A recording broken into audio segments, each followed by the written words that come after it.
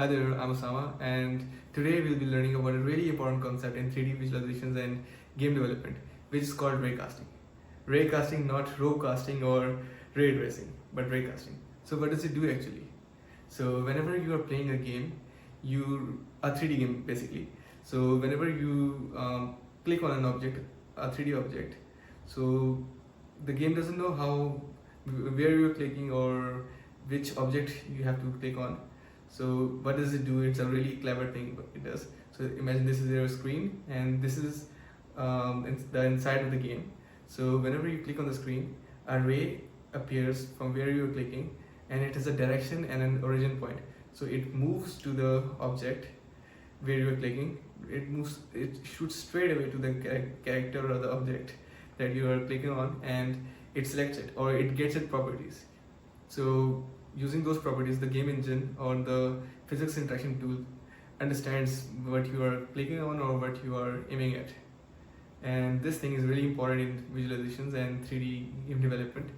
And moving on, so when I started game development, I was pretty confused about a particular topic called Physics.Raycast. So in the start, I didn't get anything about it. I had to learn it the hard way because the tutorials or the documentations were really confusing for the starter, for the beginners of course, and of course C#. Stop it. Get some help. Learning slow, and after getting the things around it, I finally came to understand it was super easy. And still now, whenever I ask other fellow game developers or programmers about raycasting, they are still confused like how it works. So in today's video, I'll be solving that problem for you once and for all. So in today's video, the topic is raycasting, and we will be creating a 3D turret. We will give it properties like raycasting. We will give it the ability to raycast, so it can detect its enemies or detect its surroundings. Then we will give it the ability to rotate. So it will be rotating and scanning the area, and if it sees anything, what it will do, so it will shoot. So in the third part of this video chapter, we will be covering the shooting part. We will be shooting bullets out of the thing or out of the turret, and after that we will give it the ability to differentiate between enemies and friendlies. So that's really important in games. You might know friendly fire is not allowed. So then after giving it it will be creating a filter or a layer mask for technical perspective.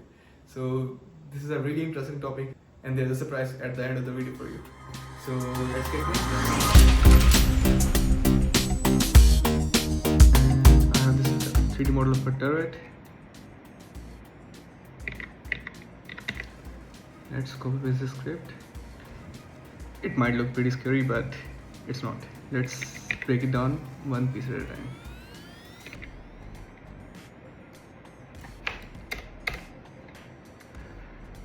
Okay, so what we have here is we're using the physics library, and the method we are using of the physics library is the raycast, and the parameters of this method are the position from where we are shooting the raycast, the direction of the raycast, and this is the variable that we are outputting. This is the variable of type hit, raycast hit, and we will be storing all the information of the hit in it. And this is the range of the raycast, which is currently infinity, and we won't be using this currently. We will be getting back to it in a while.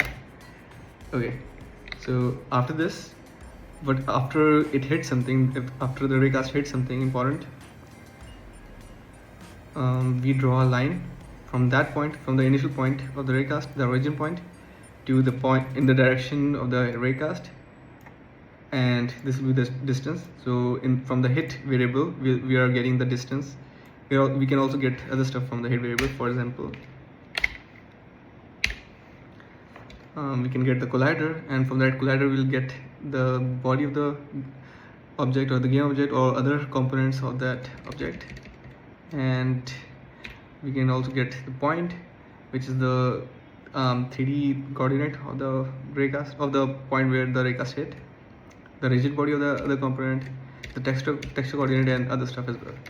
Okay, let's get into it later on. So currently we are drawing a yellow line. If it hits something from the origin point of the raycast to the point where it hit, and if it doesn't hit anything, then the line will be white. Okay. Raycasting is ready.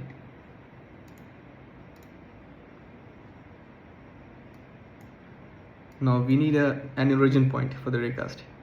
So let's create a child of this object named ray origin. Add a script to it. Wait, before that we have to make sure the point represents the origin of the raycast. So currently it's at the 0 point. We want to have the raycast originating from the shooting position, right? Yep, here we are. A little bit outside. Here we go. This will be the origin point for the raycast. It will be originating from this thing, and this thing, the z-axis is called the forward axis, and the y-axis is the up axis, and the red one is the x-axis, which is the right axis. Let's see what I mean by that, and add the script to this thing now. Okay, so a little bit of advice for new developers is that in Unity we are basically using the z-axis as the forward direction and the y-axis as the upward direction, because that's how it works, and in other game engines it will be different. So that's why we are using the z-axis as the forward direction, and of course we can use the vertical direction or the right or left direction for raycasting, but I will let you decide the use cases for that. Comment down below the use cases you can find about that, and let's go back to the video. This thing, so from the documentation we can see that we are using the origin, the direction, the raycast type object, and the max distance or the range. So this is the direction, right? Vector 3 dot forward. So we are concerned with the z-axis currently. It can be anything like right, left, up, down, forward. Currently we are using the forward one. Okay, so let's see how it looks. And before that, we need a target for the raycast as well. So let's quickly create a target for this.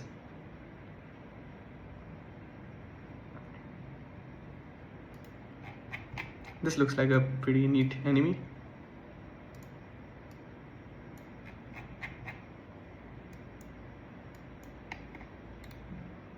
Let's create a floor as well, so we can better visualize what's happening.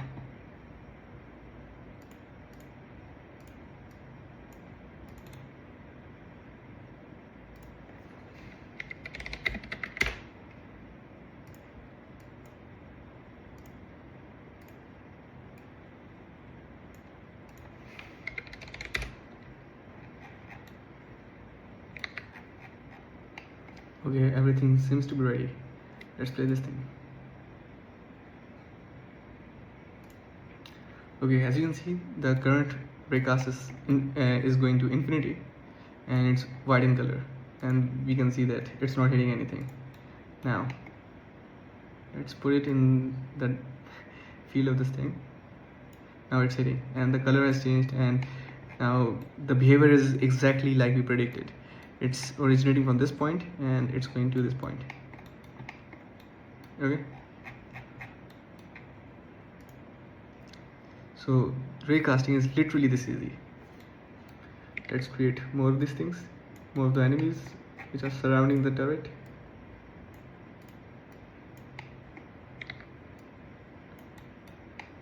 Okay, there are a lot of enemies surrounding our turret now. Currently our turret only checks for the enemies which are directly in the line of sight. Let's change this thing. Let's add rotation into the turret so it may be able to move and detect enemies on the spot. Okay, so let's create a script for that. So we are using the scriptable animation and not the normal animation, because in the future we'll be using some advanced mechanism to lock onto the enemies and not just keep on moving with the animation flow, right? So we will need to lock on the enemies in the future. That's why we will be using the scriptable animation. let's call it turret rotation.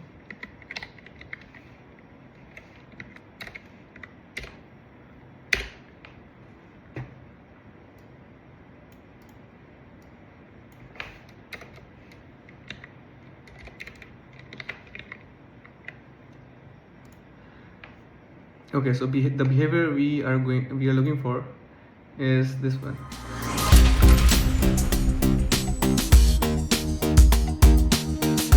It will be moving like this, and then back like this. This is the desired behavior that we want.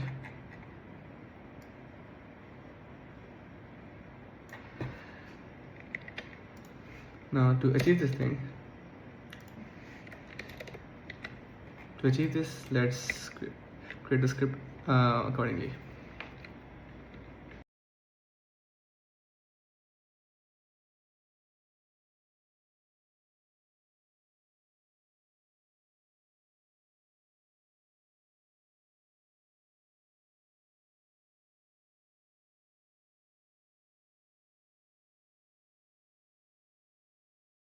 Okay, so this is the current rotation angle, and this is the initial position of the turret. So we start with storing the initial position of the turret, and then we will check if the turret is between the angles. If not, then we will map it, and then we will check if it's greater or less than the max rotation angle, and if either of these conditions is true, then we will flip the rotation, right? And yep, so this is for calculating the rotation, and then this will implement the rotation on the object. Now let's run this thing. Damn it.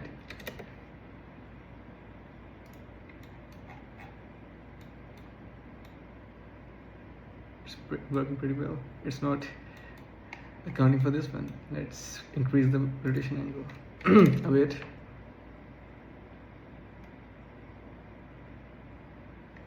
Nope. Let's make it 100.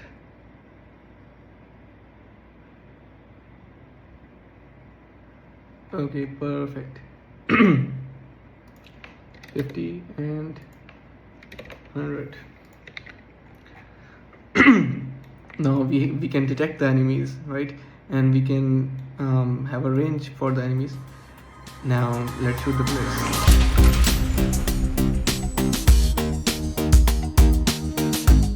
This is the most interesting part in the animation.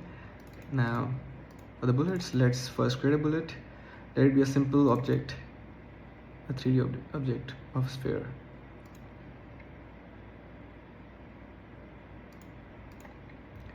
It should be comparable with the size of the barrel.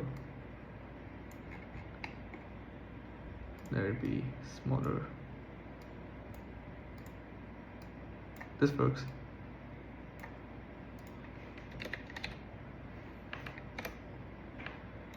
Yep, this works.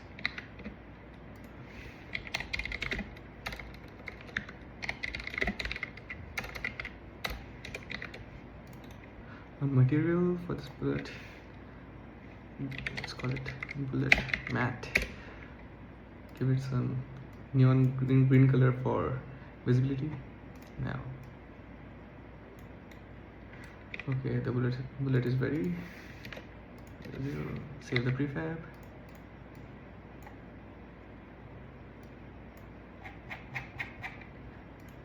Delete the bullet from here. Now let's create a script which shoots bullets whenever it detects some object or enemy in front of it.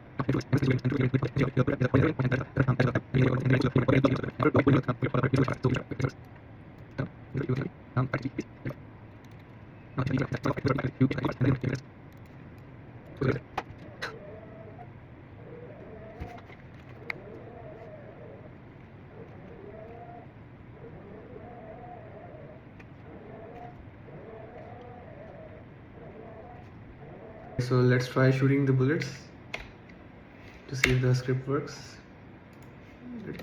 Let the mass of the bullets be 0.1. Add the script to the component and let's try to run this thing. Let's turn on the firing.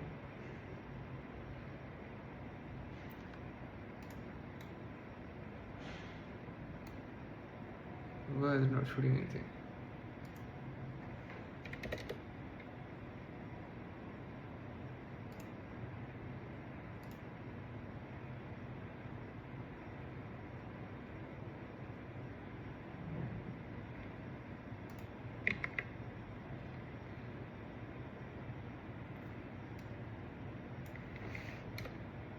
My bad for this thing. Now it will work. It will definitely work.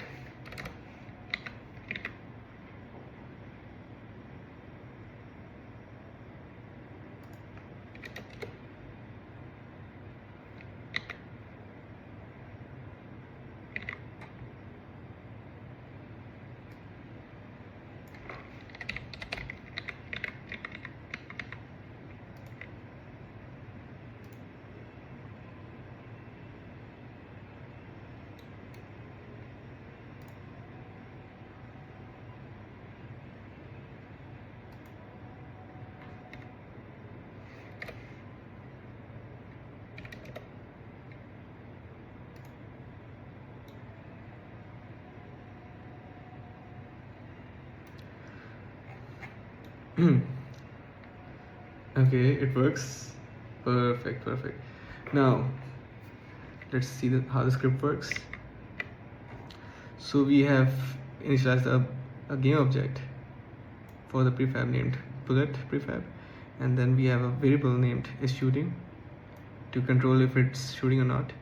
And here we are checking the delay. We are adding a delay to the bullets. So if we do not add a delay, the bullets will be instantiated without any time. So it will be a straight line of bullets and not what we see now.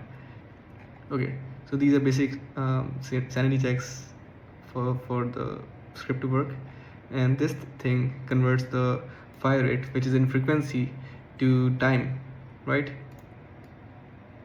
And after this thing, we are checking if the shooting is on, and if the current time from which the script has been on is greater or equal to the time which is allowed for the next bullet to be fired, which is then equal to the current time plus the delay required for the firing. And now when we have to shoot the bullets, and when this condition is true, we are shooting the bullets. And to shoot the bullets, we are creating a bullet object, instantiating an object with the bullet prefab. It has the origin as the ray origin point and the direction as the current direction of the barrel. And we are taking the rigid body component of this thing, and then we are adding a force to the rigid body component, or we are adding the velocity, a linear velocity to that component. And after, to avoid overloading the memory of the computer or the hardware, we are destroying the bullet after 5 seconds. So it will be destroyed after a while. Okay, let's see how it works.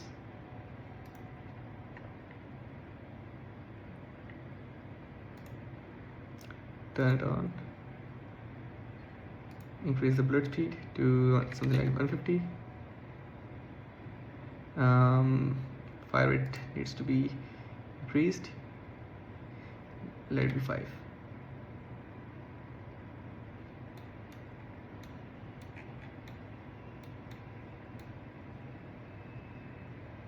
Now the issue that we are seeing right now is that it's not turning off, right? The bullets are being fired continuously. To make sure that it only fires when the enemy is in front of it, we have to make some adjustments.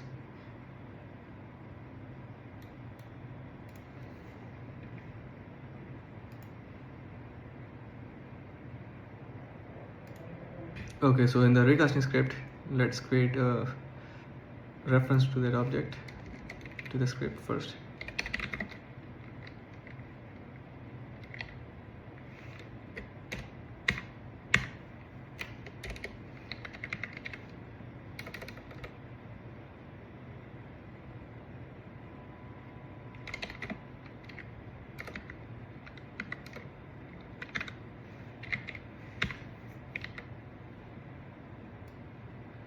And from that script, we will be referencing this variable. This variable is shooting, and we'll be toggling it based on the fact that it's hitting a raycast or not, or it's hitting an object or not. Now let's code that. So now let's code that thing as well.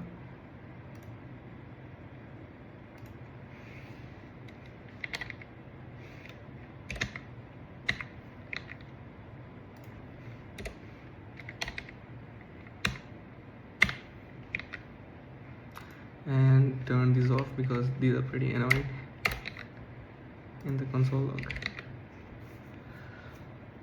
Okay, now it will only be shooting when it sees something.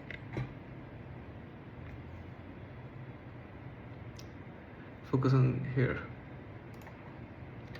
when the script works.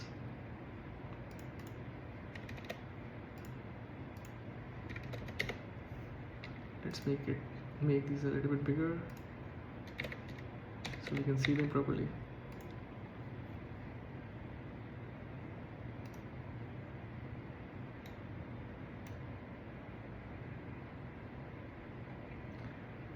Let's make the enemies a little bit bigger as well so we can see the impact of these bullets on them.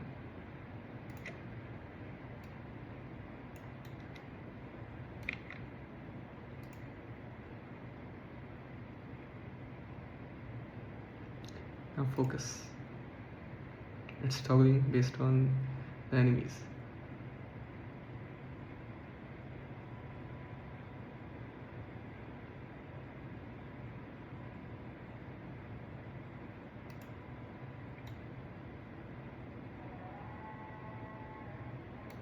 Now let's increase the fire rate.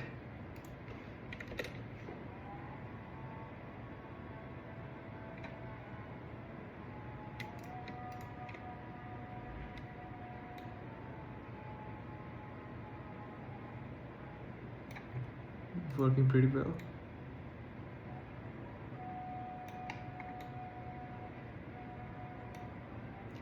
Now, the other issue that we're facing is that whenever we shoot a bullet, the bullet will also interact with the raycast and it will send some false signals. For example, it will tell the raycast that there's something in front of it while there's not. Let's see what I mean. Let's turn on the gravity to make it more visible.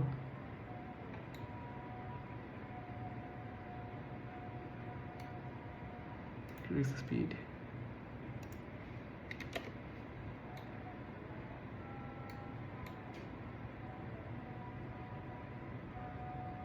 Now we have another problem to solve. So currently when the bullets are fired, it's also triggering the raycast to assume that there's something in front of it, so we have to filter the raycast or filter the bullets from the raycast. It's a pretty simple solution. We will just add a layer to the enemies so our raycast will know that only fire to the enemies and not to the not get triggered to the bullets, right? So this will also be used later on if we have to have some friendly players over here or friendlies over here and we don't want our friendly turret to friendly fire, right? Let's add a layer for these things. Let's call them enemy. We already have a layer.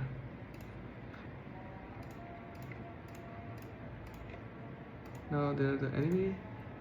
Yep. Now we'll be using the layer parameter in this. So let's have this layer mask.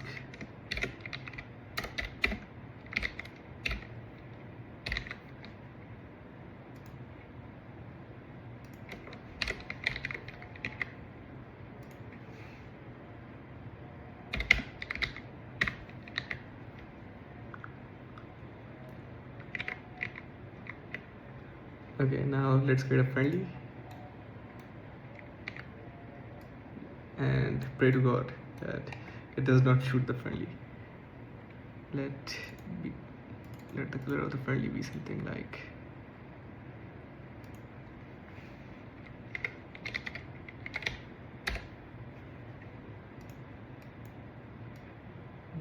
give it a cool color because it's pretty cool now.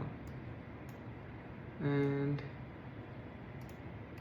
oops, remove the layer from it. Now it won't be shooting it, and it will be shooting everything. Increase the distance. Here we go. Then wait, we have to add this over here. Now let's see, 5, it should be 5, bullet speed should be 100. Okay, works.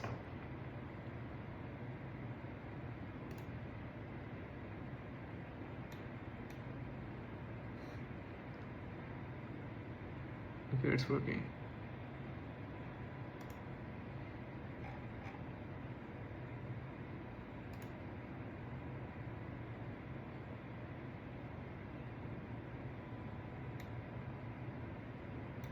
Let's increase the size of the bullets as well. They're pretty small. And increase the speed of the right. Let it be 30.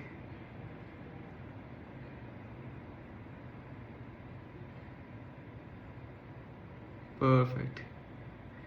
Okay, now everything's working now, and we are missing something, right? The sound effects. This is a pretty chill website to download sound effects. Pixabay.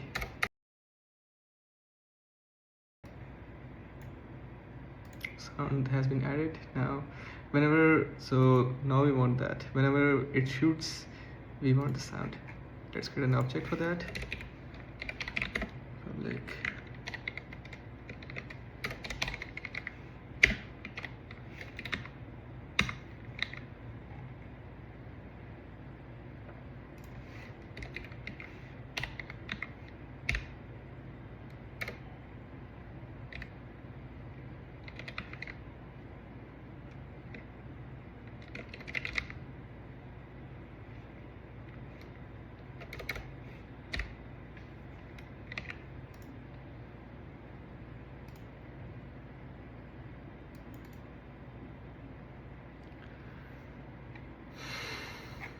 Now let's add the audio source.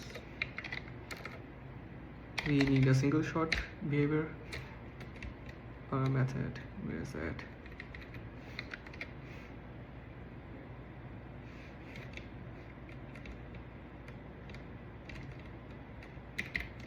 Yep. Here we go. Create an audio source on the turret.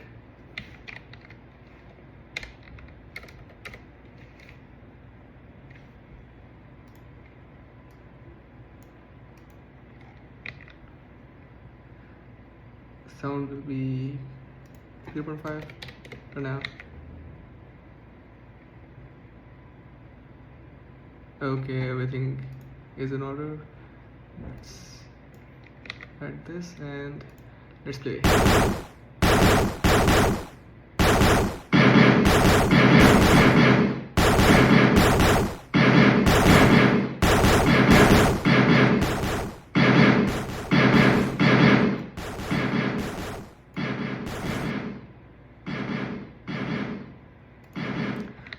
works, everything is perfect. Now let's add some rigid bodies to these things so they will actually move when hit.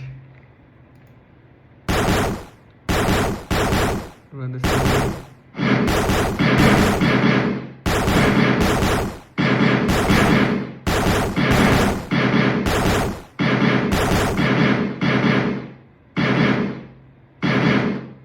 Decrease the sound.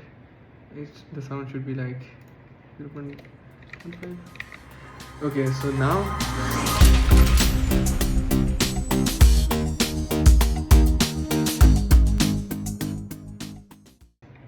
here we are.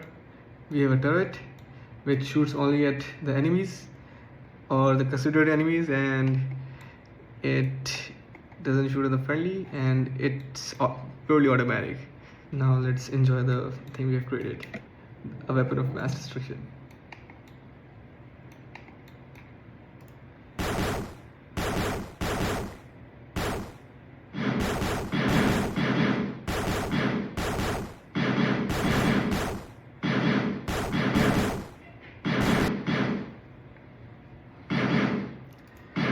And just like this, we have a tower defense game with us.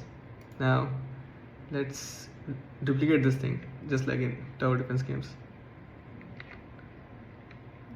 Just like that, we have duplicated that and add this over here, rotate it so nothing leaves it. Increase the enemies, the friendlies, and now we have a battle royale.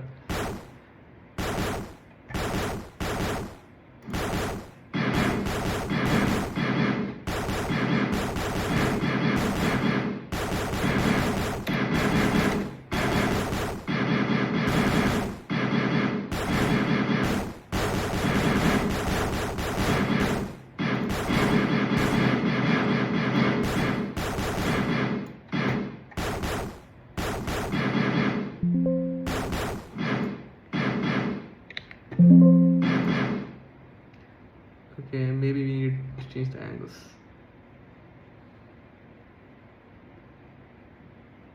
Make it 360 for now. We'll deep dive into it, how it works. Okay, so we have another turret now. Let the battle royale.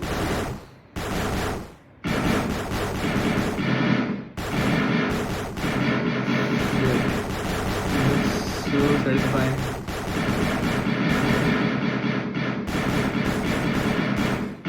What if we increase the fire rate of the thing?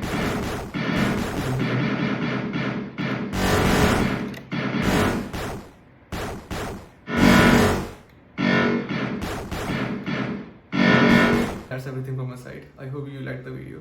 My time has come. And if you want to see more of this stuff, like, comment, and share. And we have just scratched the surface of raycasting over here. We will be building onto this stuff brick by brick in the future. So don't forget to stay tuned.